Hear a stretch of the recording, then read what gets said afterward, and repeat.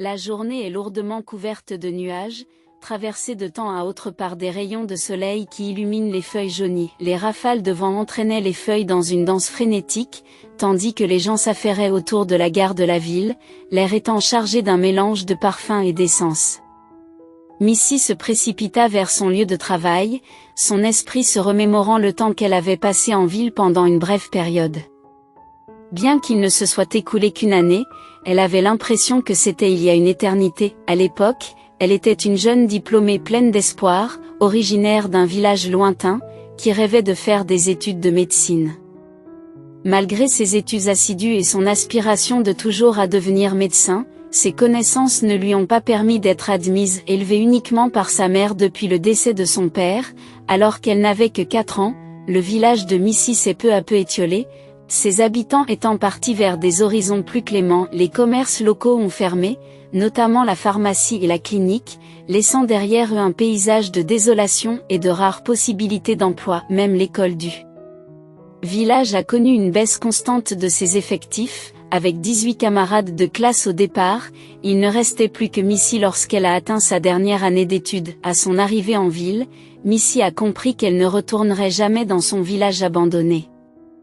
Elle était déterminée à sauver sa mère de cet endroit, captivée par les lumières de la ville et séduite par sa vie urbaine trépidante. Pourtant, s'établir s'avère être un véritable défi.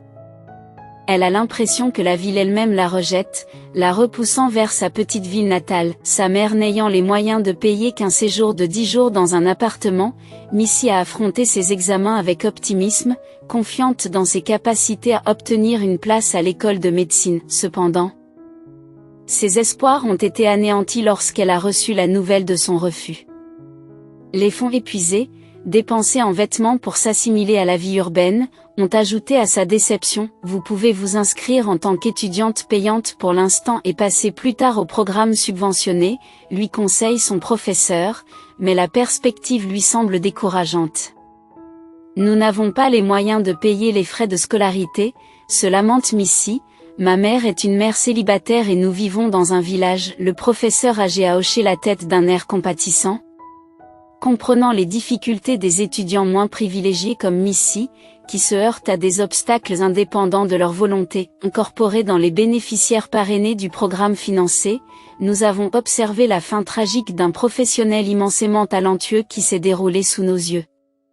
Le poids de la responsabilité repose sur nous, ce sont nos actions qui ont anéanti ses rêves. Avec un grognement dédaigneux, le directeur de l'école de médecine, âgé de 45 ans, enlève ses lunettes et déclare « Telle est la dure réalité de la vie maintenant, et permettez-moi d'ajouter qu'il semble qu'elle n'ait fait qu'exploiter la sympathie ». Ignorant tout de cette conversation, Missy, le visage baigné de larmes, rassemble ses affaires. C'est aujourd'hui qu'elle a atteint le point culminant de sa capacité à payer son appartement. Les nouveaux locataires s'étaient déjà installés, la laissant avec une question pressante, où aller maintenant? Résolue à trouver une solution, Missy s'empresse d'appeler sa mère. Je travaillerai cette année, maman, et l'année prochaine, je serai sans doute admise à l'école de médecine. Je me consacrerai à mes études et je t'aiderai financièrement. Ici, les salaires sont importants, mais les dépenses aussi. Quant à moi, je me débrouillerai, ne t'inquiète pas, rassure-t-elle sa mère avant de raccrocher. En composant le numéro de sa logeuse, elle plaide. J'ai besoin d'un peu plus de temps, peut-être pourrais-je résider temporairement sur le balcon, en rentrant discrètement la nuit, sans gêner les nouveaux locataires. Je n'ai nulle part où aller, la réponse de la vieille propriétaire fut abrupte. Comment pensez-vous que cela fonctionnera? J'ai des locataires engagés pour 6 mois, qui attendent votre départ avec impatience. Ils ont une famille à loger, ne soyez pas déraisonnables, faites vos valises et rentrez chez vous. Vous pourrez réessayer l'année prochaine. Malgré une nouvelle crise de larmes, Missy reste déterminée. Elle s'est adressée à la famille qui occupait l'appartement, les suppliant de la laisser rester, s'engageant à les dédommager et proposant d'endurer l'inconfort de dormir sur le balcon. Une fois de plus, elle se heurte à un refus méprisant. Missy, avec sa naïveté et son éducation rustique, s'est accrochée au souvenir d'une communauté très soudée où l'entraide était omniprésente. Se souvenant de la gentillesse des étrangers lors des inondations du village, elle est découragée par la différence frappante de la vie urbaine. Avec des moyens financiers en baisse, Missy a parcouru les rues, visitant chaque établissement à la recherche d'un emploi, mais s'est heurtée à des refus répétés. Enfin, à la gare, elle s'approche du guichet et est accueillie par un caissier fatigué qui lui demande « Où va-t-on » Missy soupire doucement « Nulle part, j'en ai bien peur », tout en achetant un modeste repas avec les pièces qui lui restent. Missy s'installa dans un fauteuil tandis que la nuit déroulait son étreinte tranquille. À l'aube, elle se lance à nouveau à la recherche d'un emploi, consciente qu'il n'y a pas de retour en arrière possible. Tout au long de la journée, elle frappe inlassablement à de nombreuses portes, essuyant des refus retentissants. Elle pleure pendant 1 heure à la gare, succombe à la faim et à l'épuisement avant de sombrer dans un sommeil agité. Le lendemain matin, Missy s'est réveillée tôt pour répondre aux demandes d'une jeune femme compatissante vêtue d'une veste en cuir blanc. La jeune femme, qui la domine de toute sa hauteur, lui apparaît comme un ange, une gardienne. En exposant ses difficultés, Missy a exprimé son désir de se laver et de manger, mais elle hésitait à rentrer chez elle, craignant de ne pas avoir de perspective d'emploi ni les moyens de voyager. La femme, cuisinière dans un restaurant, lui a tendu une main secourable, lui offrant un abri dans l'arrière-salle de l'établissement et la possibilité de contribuer en lavant le sol. Bien que le poste de serveuse ait été pourvu, Missy n'en croit pas ses yeux. La gentille femme lui a assuré « Vous pouvez travailler sans licence pendant un certain temps. Ne vous inquiétez pas, nous ne vous tromperons pas. C'est un bon restaurant avec un personnel formidable. » Suivant la femme à la veste blanche, Missy est arrivée au restaurant et a réalisé qu'elle voulait y rester. Une jeune fille originaire d'un village reculé avait trouvé un emploi comme femme de ménage. Lorsqu'une serveuse est partie en congé de maternité, Missy a pris le relais sans problème, accueillie chaleureusement par l'équipe. Sur le lieu de travail, un individu gênant se mêle des affaires de tout le monde, mais Missy opte pour des signes d'obéissance afin d'éviter les conflits. Quelques mois plus tard, elle fait la connaissance d'un jeune homme remarquable, Paul, le fils d'un riche homme d'affaires âgé de 20 ans. Leur relation a commencé par une rencontre fortuite au restaurant, où Paul a défendu Missy contre un commentaire sordide de son ami. Reconnaissante de son intervention, Missy a souri, mais elle s'est abstenue d'exprimer sa gratitude. Au restaurant, elle découvre un portefeuille sur leur table, à l'intérieur duquel se trouve une note prometteuse pour l'avenir. Missy remarqua un numéro de téléphone avec une demande d'appel au cas où son portefeuille perdu serait retrouvé. Sans hésiter, elle compose le numéro et est accueillie par la voix enjouée de Paul. Reconnaissant pour le contact, il admet avec humour ses tendances à l'étourderie, suggérant qu'il pourrait laisser sa tête derrière lui si elle n'était pas fermement attachée. Missy a répondu par un sourire. Le soir même, ils se sont donné rendez-vous au parc. Alors que Paul Y attendait intentionnellement, Missy, qui rentrait chez elle après son travail et se dirigeait vers la chambre qu'elle avait louée, l'a rencontré près de sa voiture. La voyant, il lui a gentiment proposé de la raccompagner. Troublée mais intriguée, Missy, qui n'avait jamais connu un tel geste auparavant, a accepté. Il s'agit d'une rencontre unique pour elle, qui n'est jamais sortie avec quelqu'un pendant sa période de location de chambre. S'arrêtant devant le bâtiment du dortoir, Paul s'enquiert de son origine, car elle ne semble pas à sa place. Rougissante, Missy avoue qu'elle ne connaît pas la région. Paul, compréhensif, explique que le bâtiment abrite généralement des étudiants ou des personnes en ville pour le travail. Ils ont échangé leurs expériences, discutant de la transition de Paul d'étudiant en médecine à professionnel, et des défis de la vie rurale. En évoquant son désir d'une vie à la campagne avec de l'air frais et un ciel étoilé, Missy s'est esclaffée, reconnaissant l'image idéalisée qu'en donnent les films. Paul est d'accord, ajoutant une dose de réalité sur les tâches exigeantes de l'agriculture et de l'élevage. Malgré leurs différences, les deux hommes se sont trouvés des points communs, ce qui a renforcé leur relation. Leurs conversations nocturnes se poursuivent. Après une rencontre agréable, Paul prend le numéro de téléphone de Missy. Leur histoire d'amour a commencé par un appel téléphonique 10 minutes après que Missy soit retournée dans sa chambre. Bien que Paul soit charmant, Il garde un air secret. Les soupçons de Missy se sont éveillés lorsqu'elle l'a aperçu en ville avec une belle blonde, mais il a nié être là à ce moment-là. Au fil des mois, Missy a de nouveau rencontré Paul avec la même fille, cette fois-ci en tête-à-tête. Les présentations ont été faites et il s'est avéré que la fille était Camille. Paul a appelé Missy sa petite amie. L'histoire de leur relation a continué à évoluer. Missy est déterminée à découvrir la raison de la tromperie de Paul. Pourquoi lui avait-il menti la première fois, alors que Paul continuait à nier, insistant sur le fait qu'elle l'avait confondu avec quelqu'un d'autre? Se doutant de Missy, chaque jour, Missy entre dans le restaurant, enfile son uniforme et commence à servir les commandes à midi.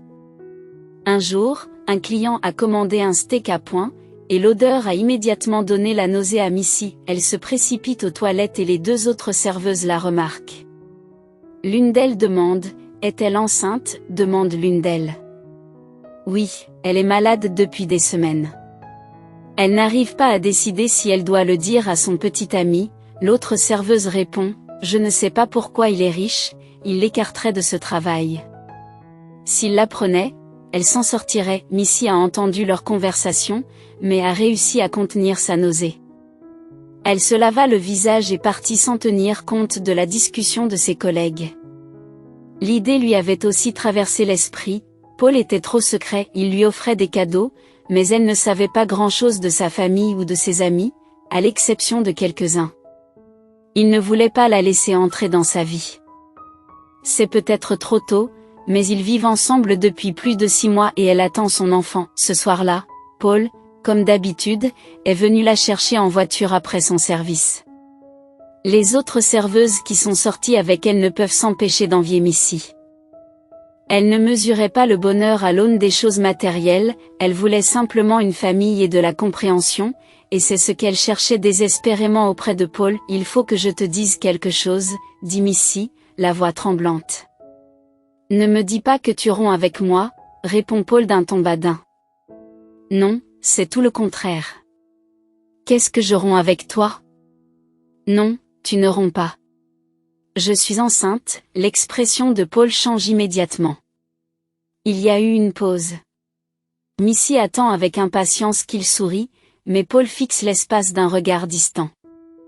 Tu es sûr? Demanda-t-il, et Missy acquiesça. Il força un sourire et la serra dans ses bras. Missy ne pouvait pas comprendre ses émotions, quelque chose n'allait pas. Il n'était pas heureux. Elle le sentit immédiatement.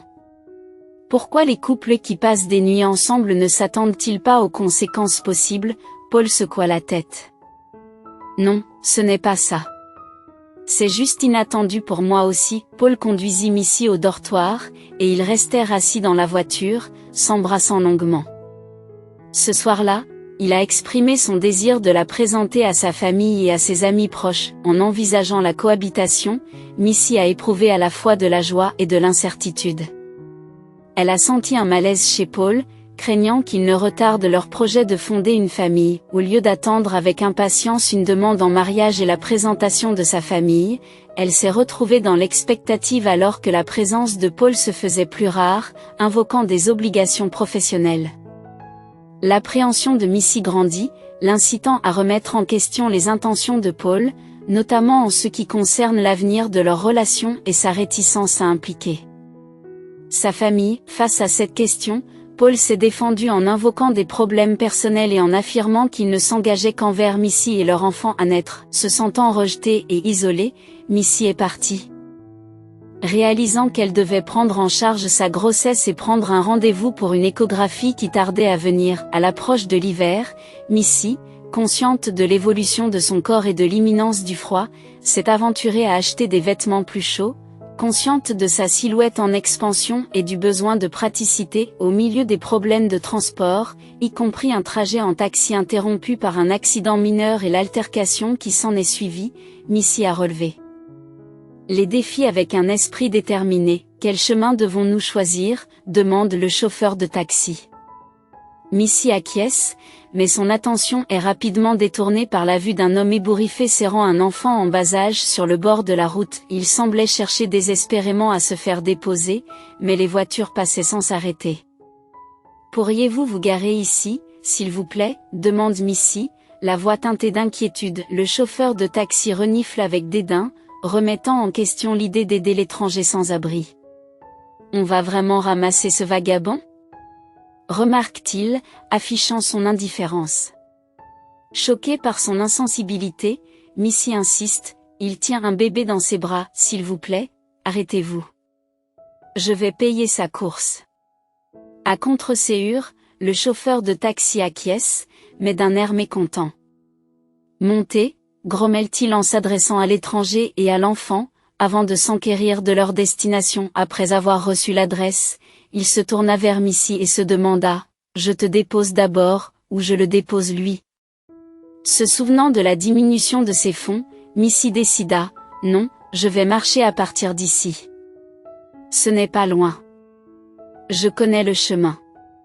S'il vous plaît, prenez-le. » Elle paya le prix demandé pour l'étranger et descendit du taxi. En réalité, la distance était gérable à pied.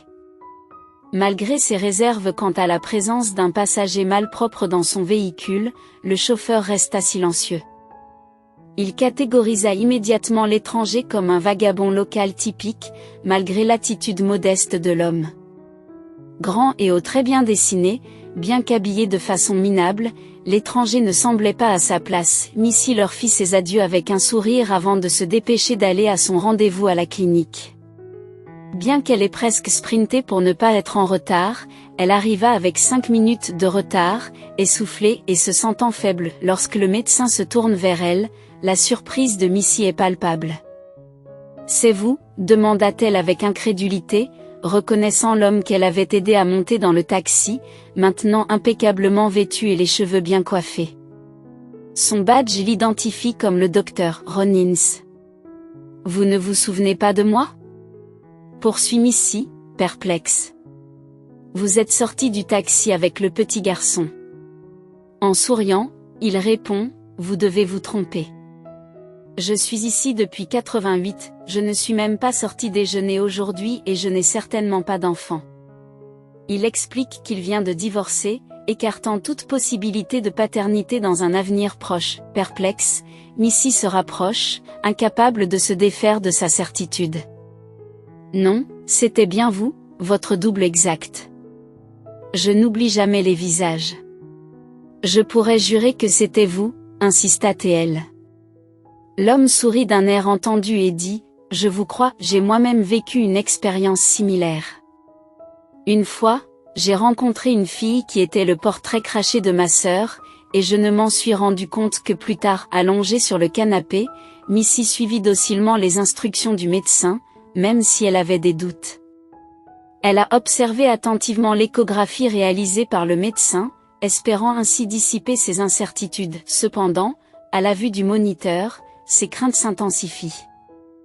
Est-ce vraiment mon reflet, ou mon esprit a-t-il succombé au stress de la grossesse ?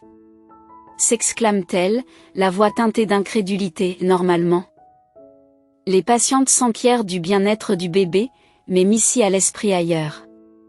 Le médecin, sentant son appréhension, lui demande doucement, « Tout va bien ?» Surprise par la question, Missy acquiesce, confirmant qu'il s'agit de sa première échographie. À sa grande surprise et à sa grande joie, le médecin lui révèle, « Vous attendez des jumeaux, Madame Hayes. » Les yeux de Missy s'écarquillent de stupeur, exprimant son désir de jumeaux depuis longtemps. Bouleversée par la nouvelle, elle marmonne des mots incompréhensibles, ses pensées s'éparpillant comme des feuilles d'automne dans le vent. Le médecin, indifférent à sa confusion, la félicite et lui assure qu'élever des jumeaux ne sera pas aussi difficile qu'elle l'imaginait. Alors qu'il s'affaire à la paperasse, Missy réalise qu'il est urgent de discuter des résultats avec Paul. Faisant ses adieux à la hâte, elle se dirigea vers la porte, mais fut interrompue par la voix du médecin qui la rappelait. En se retournant, elle écoute le médecin s'enquérir d'un signe distinctif, un grain de beauté sur le cou de l'homme. Avec un sourire nostalgique, Missy confirme son absence, sauf dans le cas de son frère disparu, Scott. Racontant sa mystérieuse disparition, elle lui fait part de ses soupçons quant à la possibilité qu'il soit encore en vie. Intrigué par son histoire, le médecin l'incite à approfondir ses recherches et lui suggère de commencer par l'adresse où le chauffeur de taxi a déposé l'homme. Suivant son conseil, le médecin s'empresse d'ailer un taxi, tandis que Missy réfléchit à sa situation tumultueuse. Pendant le trajet du retour, en réfléchissant au comportement distant de Paul et à l'imminence de leur maternité, elle ne peut se défaire d'un sentiment de malaise. Après une douche rafraîchissante, elle a tenté de partager la nouvelle de l'échographie avec Paul, mais a été interrompue par son départ précipité. Frustrée et confuse, elle met fin à l'appel. Les questions sans réponse restant dans son esprit comme des échos dans une pièce vide. Appel téléphonique. Missy soupire, que dois-je faire? La jeune femme va se coucher, au matin, ses collègues s'enquièrent de l'échographie. L'une d'entre elles, Caroline, demande, comment ça se passe? Caroline s'est montrée très attentive et a soutenu Missy plus que les autres. À l'insu de Missy, la mère de Paul la payait depuis un mois pour obtenir des informations sur la petite amie de son fils. Aujourd'hui, Missy apprend qu'elle va avoir des jumeaux. Elle ne pouvait pas encore révéler leur sexe, mais elle pensait que ce seraient des garçons. Elle ne sait pas pourquoi, et qu'en est-il de Paul? Il ne le savait pas non plus. Pourtant, c'était une journée chargée au travail et il n'était jamais à la maison. Missy se rendit compte qu'il n'y avait peut-être pas de travail, mais cette version lui semblait meilleure que la vérité, qu'elle avait devinée depuis longtemps. Caroline, après avoir parlé à Missy, s'est écartée et a composé le numéro de la mère de Paul. Elle l'informe de tout. Caroline, continuez à faire du bon travail et je ne vous serai pas redevable. La serveuse raccroche le téléphone et affiche un faux sourire le soir même. Paul avait une conversation qui l'attendait à la maison. Quand as-tu l'intention de me parler de ta petite amie enceinte? Lui demande sa mère. Paul ne sait pas quoi faire. Il a pensé à le dire à sa mère, mais il s'est rendu compte qu'elle comprendrait difficilement et accepterait une fiancée d'un autre statut social. Maman, elle est gentille. C'est vrai, je voulais te le dire, mais je n'ai pas encore complètement assimilé ce qui s'est passé. Sa mère lui répond, tu ne veux pas assumer cette responsabilité? Tu n'es pas prête. Je suis sûre que cette dame veut juste notre argent. Non maman, elle est bien. Puisque tu sais tout, j'aimerais la ramener à la maison. Elle attend que je fasse quelque chose depuis longtemps, et je me suis dégonflée, j'avais peur de te le dire, mais maintenant que tu sais, il n'y a pas de raison d'avoir peur.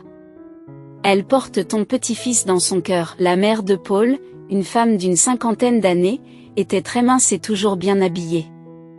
Paul ne se souvenait même pas de ce à quoi sa mère ressemblait sans maquillage. Paul. Tu as perdu la tête? Je t'ai dit de ne pas t'engager avec des idiots de bas étage, elle veut juste notre argent. Elle a obtenu un certificat de grossesse, quelque part, et maintenant elle s'en vante auprès de tout le monde. Comment crois-tu que je l'ai découvert? Tu ne reverras plus cette fille. Tu m'entends, Paul? Il a tapé de la main sur la table. Toute sa vie, ses parents avaient pris les décisions à sa place. Pour la première fois de sa vie, il a voulu se défendre. Elle porte mon bébé, je ne la quitterai pas. Je t'exclurai du testament, tu seras aussi pauvre qu'elle, et ne nous mentons pas, c'est une fille comme les autres qui cherche un soutien financier, pas quelqu'un pour qui il vaut la peine de défier sa famille. Si tu te rebelles, j'en informerai ton père et il l'emmènera tout simplement. Tu sais comment ton père résout les problèmes, dit Paul en secouant la tête, ne lui dis pas que je t'ai entendu, puis il bloqua le numéro de mademoiselle sur son téléphone et expira de soulagement. Il se sentait vraiment soulagé. Il n'était pas préparé à avoir des enfants et une famille, c'est arrivé comme ça. Il ne pouvait pas non plus exprimer directement ses sentiments, il ne voulait pas que Missy soit déçue par lui, l'accusant une fois de plus de ne pas être un homme. Il valait mieux que ce soit ainsi. Elle comprendrait, s'en sortirait, et il pourrait continuer comme si de rien n'était. Missy a appelé pendant quelques jours. Puis elle est devenue désespérée. La famille de Pau était bien connue et il n'était pas difficile de trouver leur résidence. Elle décida de le localiser et de parler à ses parents. Ils doivent être impatients d'avoir des petits-enfants. Elle pensait que son père et sa mère l'écouteraient et guideraient leur fils timide. Elle espère qu'ils l'aideront à trouver une bonne clinique. Après tout, les grossesses multiples sont un véritable défi. Bonjour, je m'appelle Missy. Je m'appelle Missy, annonça-t-elle à l'entrée de leur manoir. Madame Goldsmith, la mère de Poe, lui ouvre la porte. Je sais qui vous êtes et je sais ce que vous allez dire, il n'est pas trop tard pour y mettre fin maintenant, chérie. Tu ne peux pas porter de jumeaux de toute façon, je te donnerai de l'argent pour ta peine. Madame Goldsmith tendit à Missy une enveloppe épaisse. Missy est déconcertée. Elle recula devant l'argent. Je vais avoir un bébé. Voici mes enfants et vos petits-enfants. Tu voudras les voir plus tard. Je n'ai besoin de rien de votre part, mais nous sommes une famille, Madame Goldsmith rit. Qu'est-ce que la famille? Vous êtes sous traitement? Je ne vais pas être apparentée à toutes les femmes en liberté. Mon fils est coupable, mais vous l'êtes aussi. Il existe des pilules qui peuvent empêcher une telle issue, et puisque vous avez décidé de faire quelque chose d'aussi stupide que d'accoucher, c'est de votre propre faute. Sachez que vous ne vous en sortirez pas, je connais tout le monde dans cette ville, je contrôle les tribunaux et les hôpitaux. Sous ma coupe, tu ne pourras pas prouver que tu es de notre famille. Les tests seront mélangés.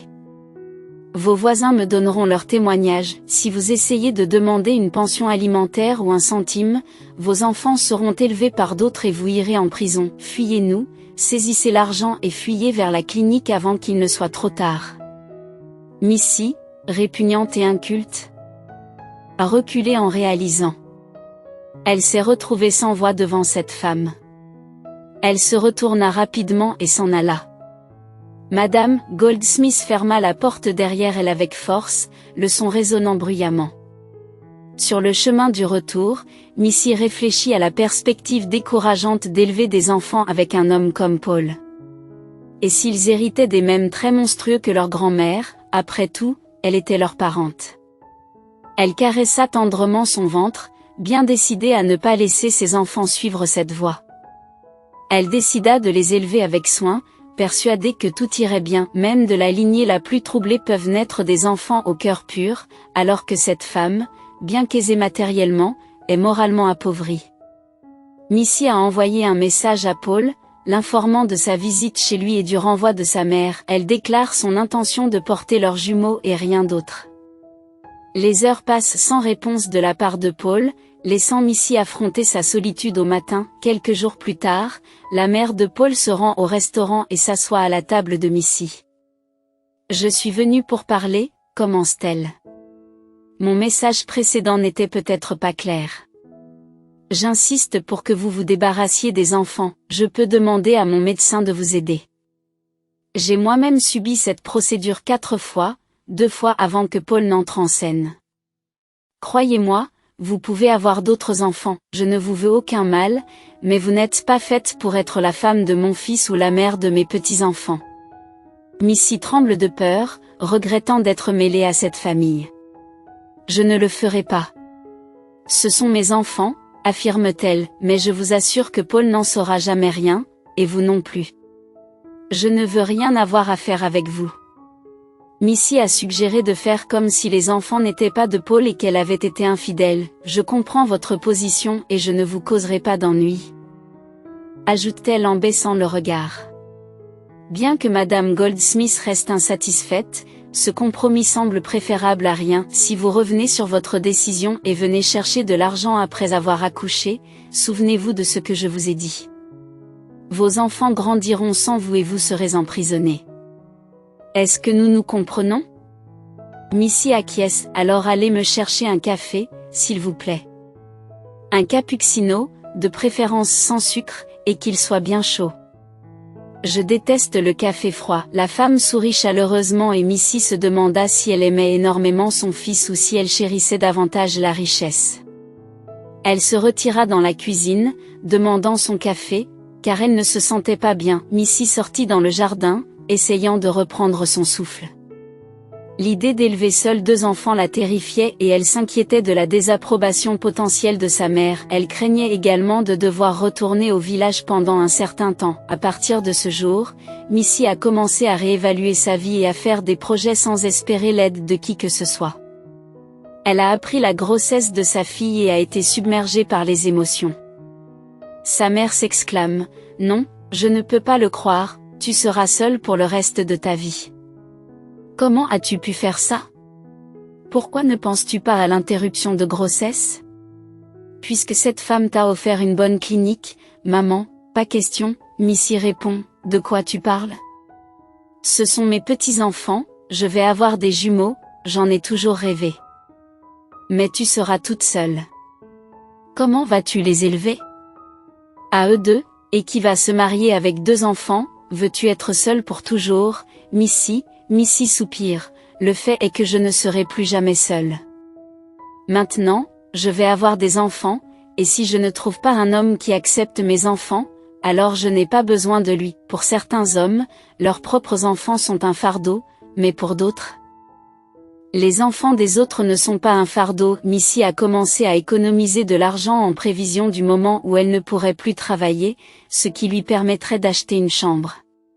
C'était une sage décision. Elle a découvert Charou, une organisation qui soutient les mères pendant la grossesse et après l'accouchement. Elle ne serait pas complètement démunie dans une situation aussi difficile. Au fil du temps, sa mère a fini par accepter les circonstances et a commencé à appeler Missy tous les jours pour s'enquérir de sa santé. Elle a même commencé à emballer des vêtements de bébé dans le village. Lorsque les gens ont appris que Missy attendait un enfant, ils ont commencé à lui donner des vêtements de bébé, malgré les commérages qui ont suivi. Paul, quant à lui, a fait preuve d'audace et a provoqué une scène à la maison. « J'aime bien cette fille, maman. Comment peux-tu ne pas comprendre? Nous ferons un test de paternité. Elle signera tous les papiers, un contrat de mariage. Elle ne veut rien de nous, croyez-moi. Pourquoi es-tu si catégorique? Je ne peux penser à rien d'autre qu'à avoir des enfants. » Madame G. Smith sourit avec indulgence. « Tu as toujours été comme ça. Tu as toujours ramené toutes sortes d'animaux à la maison, des chats, des chiens. Si je ne les jetais pas, nous aurions un chenil au lieu d'une maison. Missy n'est pas un chien, mais elle est enceinte. Je devrais au moins l'aider, car l'argent n'est pas un problème. Est-ce que vous aideriez quelqu'un avec qui vous couchez? Si cela continue, l'argent deviendra un problème. J'ai travaillé dur pendant des années, j'ai éliminé la concurrence pour que vous commenciez à jeter de l'argent par les fenêtres. Tu ne sais pas ce que ça vaut. Si tu t'approches de cette fille, tu ne la verras plus jamais et tu n'entendras plus parler de chiots. » La mère fait briller ses yeux et s'en va en claquant les talons. Paul est resté seul dans la pièce avec les chiots. Elle va avoir des jumeaux? Mais Paul n'osait pas aller à l'encontre de sa mère, mais il cessa de lui parler et décida de rendre Madame. Il a décidé de rendre la vie plus dure à Madame. Sous le coup de la colère, il s'est adressé au gérant du restaurant, le pressant de renvoyer la serveuse enceinte. « Je ne sais pas ce que tu as fait, mais un gros bonnet a demandé que tu sois renvoyé. Dieu m'interdit de m'impliquer avec eux. Je suis désolée, Missy, mais tu es virée. » Elle a pleuré, mais on ne peut pas renvoyer une femme enceinte. Vous ne pouvez pas, je ne peux pas, mais ils m'ont menacé. Ils ont dit que je devais vous renvoyer en vertu de l'article pour que vous ne trouviez pas de travail dans la ville par la suite. Ce sont des gens puissants, Missy, tout ce que je peux faire pour vous, c'est vous avertir et vous proposer de démissionner. Comprenez que si je refuse, ils me licencieront, mettront un autre homme à ma place, et il vous renverra de toute façon, Missy. Soupir, je vais signer, d'accord, je vous donnerai une prime et je vous paierai 2 mois d'avance. Je ne veux pas que tu aies des problèmes d'argent, mais n'en parle à personne. D'accord, c'est confidentiel et juste entre nous, et ensuite vous partirez en congé de maternité, tout ira bien. » Après avoir signé les documents et reçu une importante somme d'argent, Missy rentre chez elle. Elle était terriblement vexée et désolée de se séparer de ses collègues. De toute façon, elle aurait bientôt quitté l'entreprise, mais là, elle n'était pas du tout prête à le faire. Le directeur a eu la gentillesse de ne pas la laisser sans rien. Elle marchait dans la rue quand elle a soudain vu cet homme vêtu d'une vieille veste, qui sortait du magasin et comptait l'argent dans sa main. Il y avait un sac dans lequel on voyait clairement une miche de pain et du lait. Missy a failli courir vers lui. « Attendez, attendez-moi. Attends, attends-moi. » Il la regarda avec perplexité. « Vous ne vous souvenez pas de moi, je suppose. » « Non. Je me souviens que vous m'avez aidé à me rendre chez le médecin avec mon enfant. Je vous suis redevable, bégaya-t-il. Missy força un sourire, les sourcils haussés. « Non, je ne l'ai pas fait pour ça. Je voulais juste te dire que j'ai vu ton frère. Il te cherche. » Il était une fois un homme qui s'appelait Josh. Dans un moment de vulnérabilité, il s'est confié à Missy, partageant une vérité profonde sur son passé. Il a raconté une expérience éprouvante survenue il y a plus d'1 an, lorsqu'il a été découvert dans une benne à ordures, la mémoire fragmentée par l'amnésie, ne laissant intacts que des fragments de son ancienne vie. Malheureusement, les autorités l'ont pris pour un sans-abri, considérant son état comme une conséquence du vagabondage, avec un hématome important sur la tête et un rein enflé. Qui aggrave sa situation, Josh a trouvé du réconfort auprès d'une femme compatissante qu'il a pris sous son aile. Cette femme bienveillante, bien que confrontée à ses propres difficultés, a accueilli Josh dans sa modeste demeure. Ensemble, ils ont noué un lien improbable, Josh s'occupant de son enfant. Cette femme, âgée d'une 40aine d'années et défiant les pronostics médicaux, avait courageusement choisi de porter un enfant en dépit de son combat contre le cancer. Alors que sa santé se détériorait et que la solitude s'installait, Josh est devenu un compagnon de route pour ces derniers jours. Leur humble logement, niché dans un immeuble vétuste à la périphérie de la ville, est devenu un sanctuaire pour Josh et sa nouvelle famille. Dans un moment de compassion, Missy a cherché à aider Josh dans sa quête de découverte de soi, suggérant qu'ils explorent des pistes pour découvrir sa véritable identité. Avec un mélange d'appréhension et d'anticipation, Josh a accepté, s'arc-boutant contre le froid mordant tout en faisant ses adieux à Missy, conscient du jeune Tommy qui attendait son retour. Alors que Missy entame son voyage avec le Dr. Ince, la possibilité de réunir Josh avec sa famille perdue de vue depuis longtemps est en suspens. Reconnaissant du soutien indéfectible de Missy, Josh a exprimé sa volonté de se tenir à ses côtés, lui offrant une présence inébranlable dans sa vie, quelle que soit l'issue. Malgré les incertitudes, Missy est restée déterminée à mener leur mission jusqu'au bout. Arrivés à destination, ils sont accueillis par une porte usée, portail d'une réunion qui n'a que trop tardé. Les mains tremblantes, Josh ouvrit la porte, révélant une figure de son passé. Les yeux de Ron s'écarquillèrent d'incrédulité lorsqu'il vit son frère se tenir devant lui, témoignage vivant d'un espoir renouvelé. Embrassant Josh avec une émotion débridée, le cœur de Ron déborde d'un flot de souvenirs, alors que l'esprit de Josh reste une toile blanche, dépourvue de toute mémoire. Au fil de la soirée, Missy et Ron se sont engagés dans une conversation sincère, comblant le fossé entre le passé et le présent. Pendant ce temps, le jeune Tommy, toujours curieux et plein d'innocence, accueille Missy dans son monde, impatient de partager la joie d'une amitié retrouvée. Sur fond d'incertitude, un sentiment de solidarité est apparu, les liant dans une tapisserie d'expériences partagées et de liens inexprimés. À son arrivée, Missy est immédiatement enveloppée d'un sentiment de chaleur et de familiarité. L'instinct maternel s'éveille en elle, déjà à l'écoute de la perspective de la maternité imminente. Pendant ce temps, dans la cuisine, les frères discutent. Ron a sorti une collection de photos illustrant des moments partagés, se souvenant en révélant que le prénom de Josh était Scott, un fait que Missy connaissait depuis un certain temps. Josh s'était habitué à ce pseudonyme, le préférant à son nom de naissance. Non, nous nous sommes croisés à l'hôpital, elle attendait des jumeaux, a précisé Ron. Elle m'a rendu visite le jour même. Tu l'as rencontrée, c'est une perle. Peu de gens possèdent son niveau de chaleur et d'empathie, poursuit-il, exprimant son admiration pour le caractère de Missy. Elle est peut-être un peu naïve, mais elle est jeune, remarqua Ron. En parlant d'âge, quel âge penses-tu que j'ai, Josh? Tu te moques de moi, Ron? Je ne suis pas si crédule que ça, répond Josh en riant.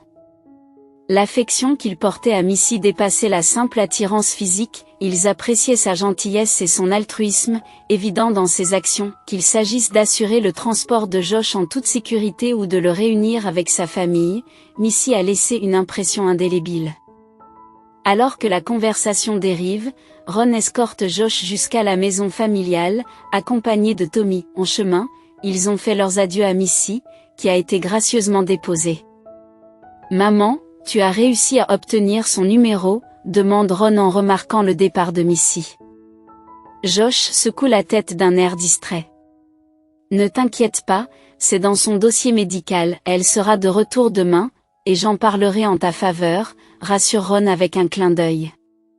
Tu es un vrai frère, dit Josh en souriant, reconnaissant leur ressemblance frappante. À leur arrivée, les parents furent submergés par la joie, enveloppant Josh d'une étreinte serrée. Bien qu'il ne puisse s'en souvenir, un sentiment d'appartenance l'envahit. La notion de liens familiaux lui avait échappé pendant si longtemps, aujourd'hui, c'est comme une redécouverte. À travers les récits de ses frères et de ses parents, Josh a reconstitué des fragments de son passé, imaginant une vie autrefois oubliée. Ce jour-là a marqué un tournant pour Missy et Josh, leurs trajectoires convergeant et s'entremêlant harmonieusement. Chaque jour qui passe les voix se rapprochaient, leurs liens s'approfondissant au fil des conversations. Si Missy a perdu son emploi, elle a gagné quelque chose de bien plus précieux, un confident et un compagnon. Missy était profondément éprise de Josh. Et leurs appels quotidiens étaient remplis d'affection. Ils se promènent ensemble, profitant de la compagnie de l'autre. Pendant ce temps, Tommy s'obstinait à appeler Missy maman chaque fois que Josh rentrait dans son somptueux appartement de 4 pièces niché au cœur de la ville. Malgré son amnésie, la vie de Josh s'épanouit grâce à son activité professionnelle. La prise de contact avec les autorités a relancé l'enquête, faisant ressurgir des semaines plus tard des fragments de mémoire endormis. En fin de compte, l'enquête a permis de découvrir l'auteur de l'attaque ciblée de Josh. Il s'agit de Madame Goldsmith, sa belle-mère dont il était séparé. Heureusement, l'affaire se retrouve entre les mains de la personne la plus scrupuleuse de la ville. Par hasard, des preuves irréfutables apparaissent, reliant directement Madame Goldsmith au contrat sur la vie de Josh. Un tueur à gages, craignant une longue incarcération, a révélé les orchestrations de Madame Goldsmith, ce qui lui vaut d'être condamnée à 17 ans de prison. À l'approche de la date de l'accouchement, Missy a cherché du réconfort à la clinique de Ron, où elle a donné naissance à 2 magnifiques filles. Josh est resté fermement à ses côtés, tandis que Tommy a exprimé son désir de lui rendre visite. Au fil du temps, Missy s'est attachée à leur présence. D'abord hésitant à emménager avec Josh, ce dernier insiste pour créer un environnement propice à l'épanouissement de leur famille, en aménageant une chambre d'enfant et en achetant des produits de première nécessité pour les jumelles. Leur lien s'est approfondi à mesure que Missy redécouvrait l'essence de la confiance, de l'attention et de la responsabilité. Juste avant la sortie, Paul, un invité indésirable, fait irruption, provoquant la réaction incrédule de Missy. Refusant ses tentatives de réconciliation, elle le renvoie rapidement. Paul, désireux de discuter de questions familiales, a révélé l'incarcération de sa mère, assurant Missy d'un avenir sans obstacle. Malgré les contraintes financières, Paul a obtenu un poste de cadre et loué un modeste appartement d'une chambre. Cependant, il propose d'envoyer temporairement les nouveau-nés dans un orphelinat, en invoquant des contraintes financières. Missy, décontenancée, s'est esclaffée devant l'absurdité de la suggestion, ce qui a poussé Paul à partir brusquement, laissant des tensions non résolues dans l'air. Il est revenu. Les jumelles sont nées, et Janelle et Cheryl ont passé un temps considérable à l'hôpital avant que Missy n'obtienne la permission de les ramener à la maison. Josh, qui était venu la chercher, a transporté les filles vers une nouvelle maison et une nouvelle vie. Il a personnellement récupéré toutes les affaires de Missy dans la minuscule chambre louée qu'elle occupait auparavant, et elle n'y est plus jamais retournée. Au cœur de la ville, Missy habite désormais dans un appartement spacieux. Les filles grandissent peu à peu, et Tommy les adore, les considérant comme ses propres sœurs. 1 an plus tard, Missy et Josh se sont officiellement mariés, conformément aux documents légaux. Il s'appelait Scott, mais la plupart de ses connaissances le connaissaient sous le nom de Josh. Je me suis habituée à ce nouveau nom et je me suis attachée à lui. La vie passée de Scott a été laissée derrière lui, et la nouvelle vie de Josh a commencé. J'ai aimé cela. Il ne se souvenait plus de rien de sa vie antérieure, il ne lui restait que quelques bribes de souvenirs. Le médecin a mentionné que sa mémoire pourrait revenir, mais Josh a choisi de ne pas s'attarder sur le passé, car il y avait commis de nombreuses erreurs. Ron l'a informé qu'il était autrefois accaparé par ses affaires et obsédé par la richesse, qu'il rendait rarement visite à ses parents en raison de sa peur des relations, car il considérait que toutes les femmes n'étaient intéressées que par sa richesse. Aujourd'hui, il est différent. Sa famille, ses proches et ceux qu'il aime sont devenus sa priorité absolue. Il ne s'engageait plus dans des entreprises douteuses et ne travaillait plus jusqu'à l'épuisement. Il se dépêchait de rentrer chez lui, car sa famille était ce qu'il y avait de plus important dans sa vie. Lorsque les jumeaux eurent 2 ans, Missy tomba à nouveau enceinte et, cette fois, ils accueillirent un garçon dans leur famille. Ron reprit son rôle de parrain.